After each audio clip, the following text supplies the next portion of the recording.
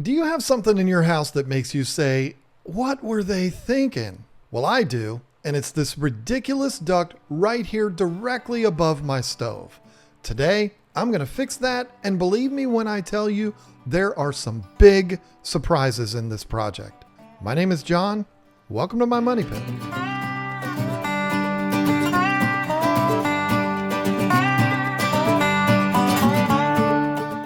So this return duct needed to move. The worst return duct in the history of return ducts. And yes, it's pronounced duck. Nobody says duct, except for nerds maybe. Why is this such a problem? Well, if you know how an air conditioning and heating system works, it should be obvious, but maybe you don't.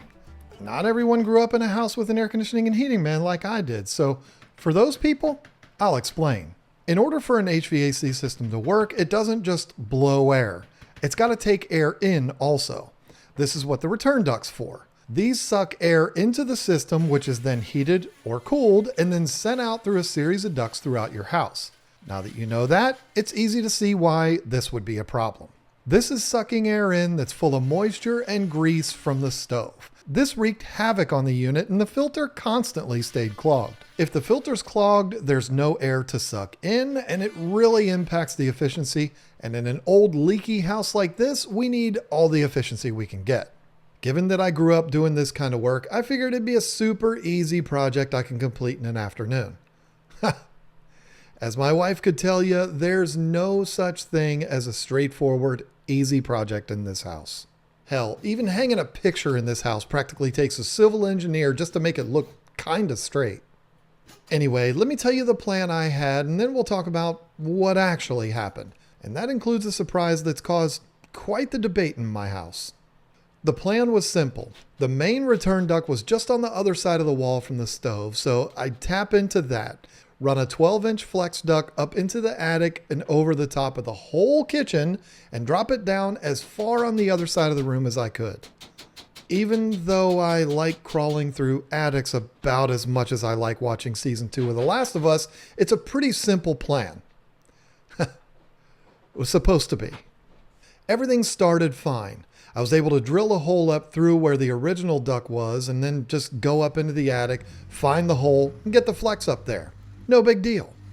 To tie it into the unit, I just made a little cap out of some sheet metal I bought at Lowe's, cut a collar into it, and installed it on the end. This wasn't the perfect way to do it, and if I still had all my sheet metal tools, I would have done it a different way, but this will work just fine. So everything was going fine up to this point. I got the flex up in the attic, and now all I needed to do was locate where I'm going to install the grill and filter, and this thing will be done. Well, this is where everything changed. So here's what happened. I did what you would do in a situation like this. I measured everything out and extended the flex as far as I could. This flex is 25 feet long, by the way, and believe it or not, I actually bought this at Lowe's.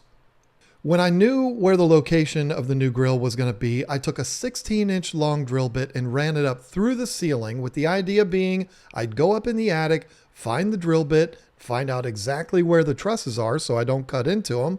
And well, I put that bit up there, went up in the attic, and it was nowhere to be found. I figured, all right, maybe my bit isn't long enough. So I took a piece of threaded rod that I just had laying around. I stuck that up into the hole as far as I could, and I couldn't get it to go all the way through. I could not figure this thing out. I drove to Lowe's again, which is 45 minutes away, but I had to go there because it was Sunday and my local hardware store's closed, and I bought a 12-inch extension for my drill bit. I drove that sumbitch up there, and I was able to pop that through. I stuck that up through the hole and went up in the attic, and once again, nothing. After messing around with this for quite literally hours when you consider the driving to Lowe's, I just figured, all right, there's only one way to do this, and that's to just commit. Cut a big hole in the ceiling, stick my head up there, and see what the hell's going on. And that's when I saw it. And all I gotta say is, I pretty much pissed myself. I stuck my head up in that hole and found that the drywall ceiling in my kitchen is not the original ceiling. There's a second ceiling that's 18 inches higher than the drywall, and it's absolutely stunning. Look at this. It's like I found a buried treasure or something.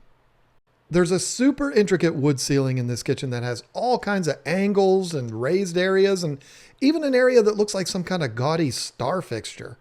It's unbelievable. I showed my wife this video footage because she had just had surgery and couldn't go up the ladder, and her jaw dropped. She said, "Wait, that's above the ceiling in our kitchen?" I said, "Yep, sure is." And I must have had some kind of shit-eating grin on my face because she immediately said, "No, you are not tearing down our ceiling." My face went back to normal. She's fine, by the way. I'm serious. This is one of the most fascinating things I've found in this house. I couldn't believe it for a couple of reasons. First is, well, I just didn't know it was up there. And second is something I've said over and over again since we bought this house, which is, who in their right mind would cover this up? What were they thinking? I will say this, though. I've met the guy that actually remodeled this kitchen back in the 90s. I didn't talk to him about the kitchen, but I talked to him about other things I wondered about, and he always had a good explanation for doing it. And unfortunately, I just found out he passed away a few weeks ago, so I'll never know about this one. To be honest, I don't even know if I like the original ceiling, but the fact that I know it's there is making me crazy. I'd definitely like to do something about it someday, but it's going to take a lot of persuasion to convince my wife to let me do it, and it's not going to be an easy job.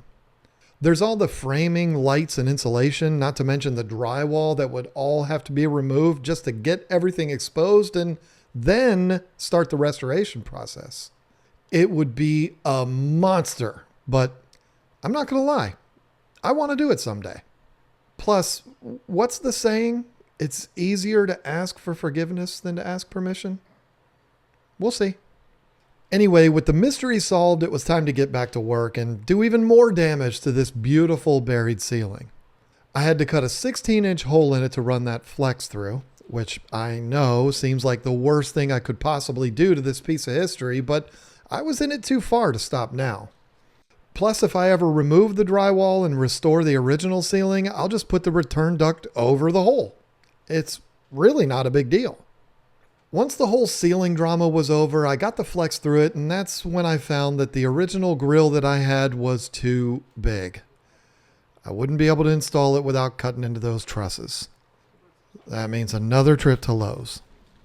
Now that I think of it, those aren't even trusses. They're not structural at all, and I could have totally cut them. But you know what? The old grill was pretty nasty anyway, so it worked out better to replace it. I added another little cap onto the return grill to attach the flex collar to, got everything taped up, screwed it all to the ceiling, and this project was done. Oh, and don't pay attention to the 1-inch hole that's right next to the new grill. I don't know how that got there. With this all done, the project, well, it was far from over. I now had to do one of my least favorite things in the world, and that's fix drywall on the ceiling. Now, I like doing drywall, and I can get pretty good results, but when it's on the ceiling, it's the worst. Everything's awkward. My shoulders start hurting. It's miserable. Let me just say this, though. If you're watching this video and take any advice whatsoever from me on how to do drywall, you'll be making a huge mistake. My philosophy with drywall is just put the patch in and keep putting mud on it till it looks good. It takes me 5 times as long to get even half decent results, and it's way worse when it's the ceiling. I guess after it's all painted it looks fine, but I gotta say, I didn't like doing it. Now this has to be said. This isn't exactly a weekend warrior or DIYers kind of project. When it comes to HVAC stuff, it really should be left to professionals. Not because it's hard work, but because these systems are designed specifically to have certain size ducts that are all a certain length to run efficiently.